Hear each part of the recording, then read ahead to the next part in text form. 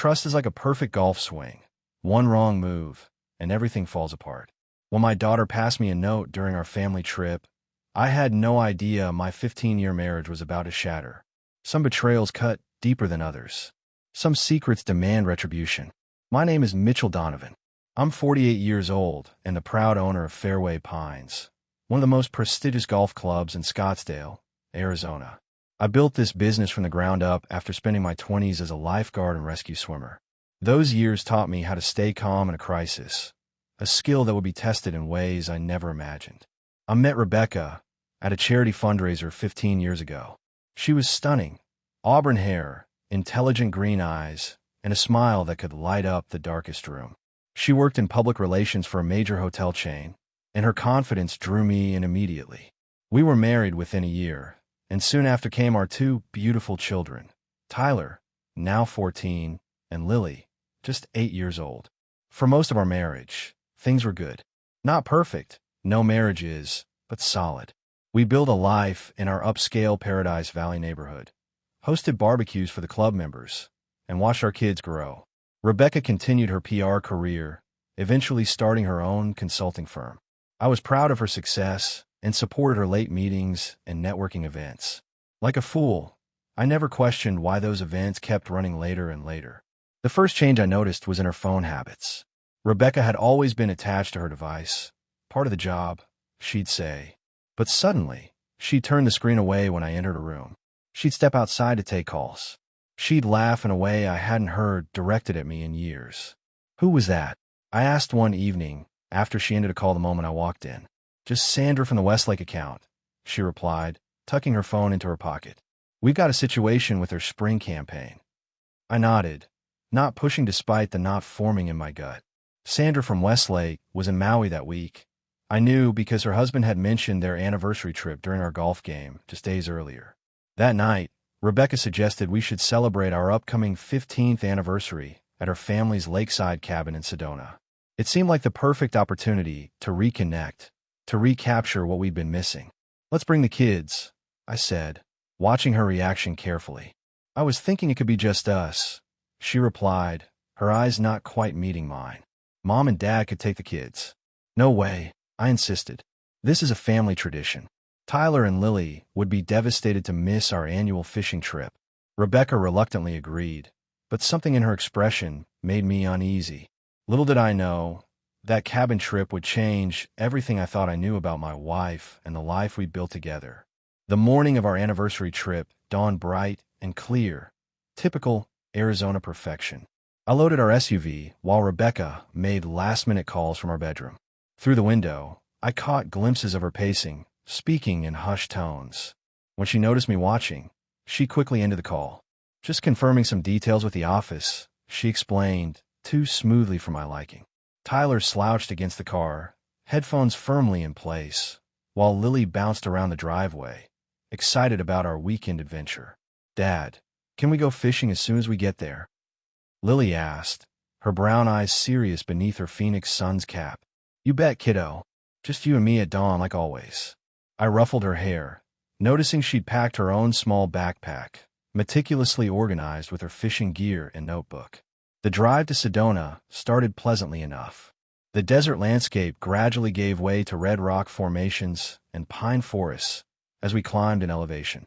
Rebecca grew increasingly agitated as cell service became spotty, checking her phone compulsively at every curve. Maybe we should have gone to that resort in Scottsdale instead, she said, breaking a long silence. There's better reception there. I glanced at her through the rearview mirror. That's the whole point of the getaway, isn't it? To disconnect. In the back seat, Lily met my eyes in the mirror, a silent communication passing between us. She had been unusually quiet, scribbling in her notebook instead of playing her usual travel games with Tyler. How much longer? Tyler groaned, removing one earbud. I'm starving. About 20 minutes, I replied. We'll stop at that general store first to stock up. Rebecca's phone suddenly chimed with a text. A brief moment of service. Her reaction was subtle but unmistakable.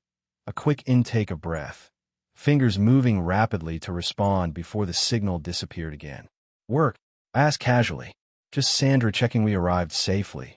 She lied smoothly. We pulled into Pinewood General Store, the last outpost before the remote cabin. While Rebecca shopped for groceries with Tyler, I inspected our fishing gear at the back of the SUV. Lily approached, glancing around to ensure we were alone. "Dad," she whispered, her voice serious. "I need to tell you something." I crouched at her level. "What is it, princess?" Lily's eyes darted toward the store. "Mom has another phone. I saw her hide it in her makeup bag this morning." A cold weight settled in my stomach. "You sure about that?" She nodded solemnly. "She doesn't know I saw. She uses it when she thinks no one's watching." Before I could probe further, Rebecca and Tyler emerged from the store with grocery bags. Our conversation halted, but the seed had been planted.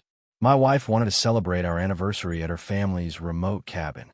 On the drive there, my 8-year-old daughter passed me a note. It said, "Dad, look in Mom's blue bag." I made an excuse to stop. In the general store bathroom, while checking if Lily was right, she showed me Mom's secret phone. What I saw in those messages made me sick to my stomach. But I kept my poker face.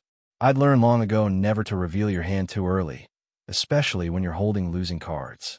The bathroom of Pinewood General Store smelled of pine cleaner and air freshener. With trembling hands that I forced steady, I examined the sleek black burner phone Lily had discovered in Rebecca's makeup bag. No password protection. She hadn't expected anyone to find it. "Stand by the door, Lily," I whispered. "Let me know if Mom or Tyler comes looking for us." Lily nodded, her small face solemn as she took a position like a miniature sentry. The text messages loaded, each one a dagger to my chest. Hundreds of exchanges between Rebecca and someone saved as GW. The realization hit me like a physical blow. Gary Wilkins, city councilman and husband of Rebecca's sister Heather. The man who had smiled across my dinner table countless times, played with my children, and accepted my campaign donations. "Can't wait to see you at the cabin." Mitch has no idea. 2 more days until we can stop pretending. "Are you sure he doesn't suspect anything?" Mitch is clueless. Too wrapped up in that golf club to notice. What about the kids? Tyler will adjust. Lily might be a problem. Too attached to her dad. The most recent messages outlined their plan. Gary would arrive at the cabin tomorrow night while I took the kids fishing. They would confront me together, tell me about their 2-year affair, and announce they were leaving for Washington, D.C., where Gary had lined up a lobbying position. "Dad!" Lily's small voice broke through the roaring in my ears. "Are you okay?" I quickly composed my features, shielding my daughter from the storm raging inside me. "I'm fine, princess. You did the right thing. What are we going to do?" Her lower lip trembled slightly. I took a deep breath, the tactical part of my brain, the part that had saved drowning victims in 40-foot swells, taking control. "We're going to get ice cream," I said calmly, "and make a plan." At the small ice cream parlor adjacent to the store, I bought Lily a sundae while making 2 calls from my own phone, stepping outside briefly. When I returned, my expression revealed nothing of what I'd learned. "Lily, I need you to be brave a little longer," I said, sliding into the booth. "We're going back to the cabin, and we're going to act like nothing's wrong." "But Mom and Uncle Gary." "I know, but sometimes in life, you need to gather all the facts before you act." I leaned forward. "This is important. Can you trust me?" Back at the car, Rebecca was pacing. "What took so long? I was about to come looking for you." Lily couldn't decide between chocolate and strawberry. I lied smoothly. Had to get both. That night, I lay awake beside my wife, listening to her breathing, wondering how many nights she'd lain beside me thinking of another man. The woman I'd built my life around, the mother of my children, was a stranger. The Sedona sunrise painted the red rocks in brilliant hues as I stood on the cabin porch, coffee in hand, planning my next moves. I'd spent the night reviewing the evidence from Rebecca's burner phone, photos, hotel receipts, and detailed plans for their new life using money from our joint accounts. "Early start, honey." Rebecca appeared in the doorway, wearing the silk robe I'd given her last Christmas. "Just enjoying the view," I replied, watching her carefully. "Thought I'd take the kids fishing at dawn, as promised." "Actually," she said with calculated casualness, "I'd like to join you this time." I raised an eyebrow. "Since when do you fish?" "It's our anniversary weekend. I want to try new things." Her smile didn't reach her eyes. I recognized the tactic immediately. She was buying time, preventing me from being alone with the kids. As we walked to the lake, Lily stayed close to me. Tyler trudged ahead, still half asleep, and Rebecca checked her watch repeatedly. Expecting someone? I asked casually. Her head snapped up. What? No. Just checking how much daylight we have. The fishing expedition was cut short when Rebecca claimed a headache. Back at the cabin, she took 2 aspirin, then retreated upstairs to rest, but not before checking the hidden pocket where the burner phone should have been. Kids, explore the trails a bit, I suggested once Rebecca was upstairs. Stay within shouting distance. When they were gone, I made another call, keeping my voice low. Jim, it's Mitch. I need that information now. Jim Carter had been my buddy since our lifeguard days. Now head of digital security for a major bank, he confirmed what the phone had revealed. Financial transactions showing Rebecca and Gary had been systematically draining my accounts to fund their escape. I called Tyler in for a private talk on the dock. My son's initial defiance crumbled as I calmly asked, "What has Mom told you about our family?" His eyes filled with tears. "She said you're controlling, that you hold her back, that Uncle Gary can give us opportunities you can't." I maintained my composure despite the knife twisting in my gut. "Have I ever been unfair to you or your sister? Have I ever been cruel to your mother?" Tyler looked away. "No. I built this family with everything I have. I would never abandon you." I placed my hands on his shoulders. "But I need the truth. All of it." Slowly, Tyler revealed what he knew. Rebecca had told him they would be upgrading their family with Gary, who had political connections that would benefit Tyler's future. She promised him a new school where he wouldn't just be the golf club owner's son. As evening approached, I noticed Rebecca growing increasingly anxious, checking out the window toward the long driveway. She'd changed into a new outfit, applied makeup, and opened wine, setting the stage. "Kids, movie time upstairs," I announced, giving them a significant look.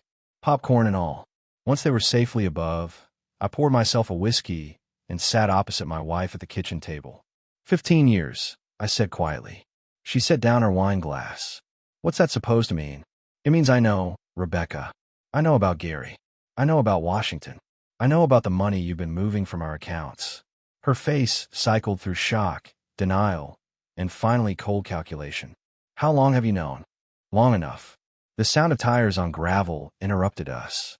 Headlights swept across the cabin windows as a vehicle approached. "Perfect timing," I said, taking another sip of whiskey. "Right on schedule." Gary Wilkins's Audi SUV crunched over the gravel driveway, headlights sweeping across the cabin windows. I remained seated, swirling the whiskey in my glass as the car door slammed. Rebecca's eyes darted between me and the door, panic rising in her expression. "Mitch, please," she started. "Let me explain." "Explain what?" "That you and Gary plan to take my kids and leave the state? That you've been emptying our accounts? Or that you've been sleeping with my sister-in-law's husband for 2 years? A knock at the door. 3 confident raps. Should I get that? Or would you prefer to welcome your lover yourself? My voice remained unnervingly calm. Rebecca froze as I stood and moved toward the door. I opened it to reveal Gary Wilkins, tall, tanned, dressed in expensive casual wear that screamed aspiring politician. His practiced smile faltered as he registered my presence. "Mitch," he recovered quickly. "I thought you'd be out with the kids." "Change of plans." I stepped aside.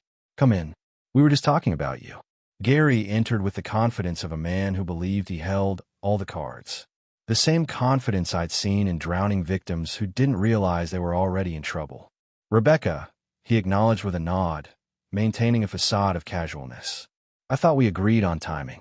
"She didn't have much choice," I interrupted. "Hard to coordinate when your burner phone goes missing." Gary's eyes widened fractionally before his expression smoothed over. "I don't know what you're talking about."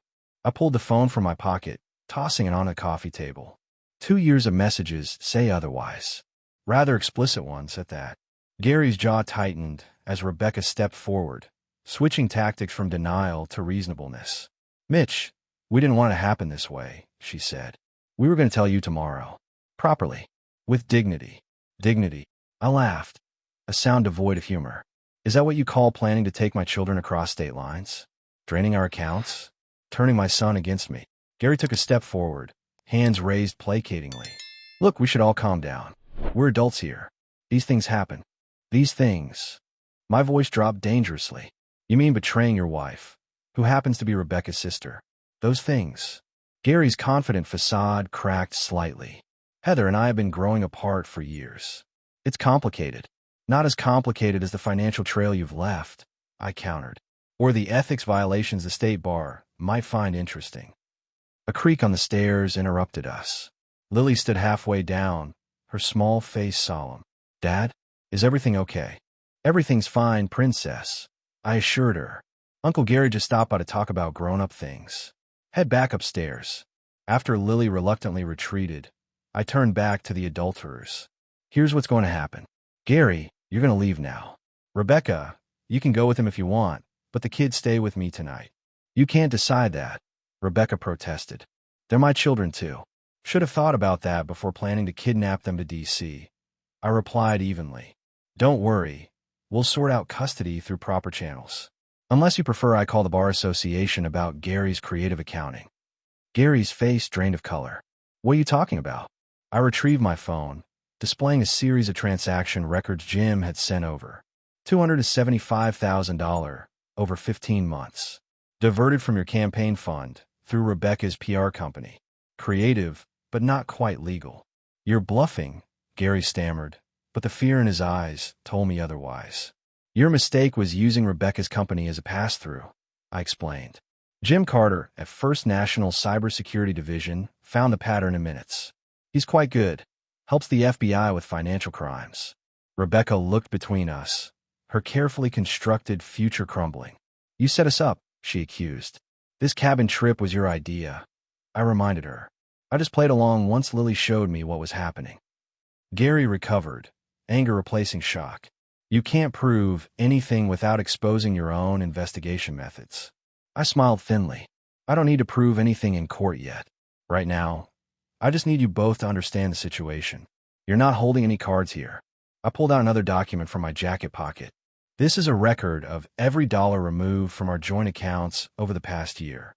Funds contractually designated for our children's education and my business operations. The cabin fell silent except for the distant sound of the movie playing upstairs. I let the moment stretch, watching Rebecca and Gary exchange panicked glances. What do you want? Gary finally asked, his voice tight. Tonight, I want you gone, I stated flatly. Tomorrow, my attorney will contact you both with terms. Terms, Rebecca echoed. For how this ends, I clarified. Because it is ending. Make no mistake. Gary grabbed his car keys. This is bullshit. Rebecca, he called expectantly. My wife hesitated, looking up toward where our children were. For a moment, I saw a flicker of maternal concern, quickly overshadowed by self-preservation. I'll call you tomorrow, she told me, grabbing her purse. This isn't over. Actually, it is, I replied. It ended the moment you involved my children in your betrayal. After they left, the cabin felt eerily quiet. I poured another whiskey and called upstairs. Kids, you can come down now. Lily appeared first, followed by Tyler, whose red-rimmed eyes revealed he'd been crying. Where's Mom? Tyler asked, his voice small. She left with Uncle Gary. I answered honestly. She needed some time to think. Lily climbed onto my lap. Are we staying at the cabin? I nodded. For tonight. Tomorrow we'll head home and figure things out. Is Mom coming back? Tyler pressed, confusion and hurt evident. I looked my son in the eyes. I don't know, buddy. But no matter what happens between me and your mother, nothing changes how much I love you both. The drive back to Scottsdale the following day was heavy with unspoken questions. Tyler sat silently in the back seat, headphones on, but no music playing, a shield against conversation. Lily alternated between watching the desert landscape and studying my face, gauging my composure. I maintained a steady presence for my children, but my mind was already 3 steps ahead, planning our next moves. Jim Carter had been thorough, uncovering layers of deception that went beyond the affair. Gary and Rebecca had been planning this for longer than I'd realized. Back home, I found evidence that Rebecca had already removed personal items, clothes, jewelry, family photos. She'd been preparing for this split methodically. What surprised me was finding my home office untouched, including the sensitive financial documents for Fairway Pines. She hadn't managed to sabotage the club yet. I called my longtime friend and business partner, Leo Martinez, arranging for the children to spend the afternoon with his family while I attended to urgent business. Leo understood immediately the gravity of the situation. How bad? Leo asked when he arrived to pick up the kids. Worse than I thought, I replied quietly, making sure Tyler and Lily were out of earshot. I need a few hours to set things in motion. Once alone, I contacted my attorney, Benjamin Adler, who arrived within the hour. Ben wasn't just my lawyer, but a strategic partner who understood that legal battles were won before they ever reached a courtroom. Jim sent everything over this morning, Ben said, spreading papers across the dining room table. It's a mess, Mitch, but it gives us leverage. The documents revealed financial manipulation beyond what I'd initially suspected. Gary had been using Rebecca's PR firm to launder political donations, while she'd been slowly siphoning money from our joint accounts into a separate fund. They were setting you up, Ben explained. If their plan had worked, you'd be fighting criminal charges while they disappeared with the assets and the kids. The doorbell interrupted our strategy session. When I answered, I found Heather Wilkins on my doorstep, her expression a mixture of fury and anguish. Where is he? She demanded, pushing past me into the foyer. Hello to you too, Heather. I closed the door behind her. I assume you've figured it out. My sister and my husband, she said, her voice breaking. How long have you known? I confirmed it yesterday. I replied, studying her closely. I found hotel receipts this morning, Heather said, collapsing onto the sofa. Then I saw Gary's text when he left his phone unlocked. They're planning to move to D.C. together. We're planning, I corrected. That's been derailed. Heather looked up, sudden understanding dawning. You confronted them. At the cabin last night, I confirmed. It wasn't pretty. For the next hour, Heather and I compared notes, filling in gaps in each other's knowledge. Her pain mirrored my own, the double betrayal by spouse and sibling cutting especially deep. What happens now? She finally asked. That depends, I said carefully. Are you looking for revenge or resolution? Heather's eyes met mine, a steely determination replacing her earlier anguish. Both. The Phoenix summer heat shimmered off the parking lot asphalt as I waited outside the neutral location Rebecca had suggested for our meeting. A coffee shop in a busy shopping center where public scrutiny would keep tempers in check. Jim sat at a nearby table, laptop open, monitoring the situation while appearing absorbed in work. Another precaution I'd learned from years of business negotiations: never enter unprepared. Rebecca arrived 15 minutes late, a calculated power move that might have worked if I hadn't anticipated it. She'd dressed carefully in a conservative blue dress, hair and makeup impeccable, the image of the wrong party rather than the betrayer. Who's your friend? She asked as she sat down, nodding toward Jim. Insurance, I replied simply. You didn't come alone either. I gestured slightly toward the window where Gary sat in his car across the street, watching the coffee shop intently. Gary is concerned for my safety, Rebecca said defensively. Let's skip the performance, I interrupted. We both know why we're here. Rebecca's carefully composed expression faltered before she regained control. The children need stability. This hostile approach isn't helping anyone.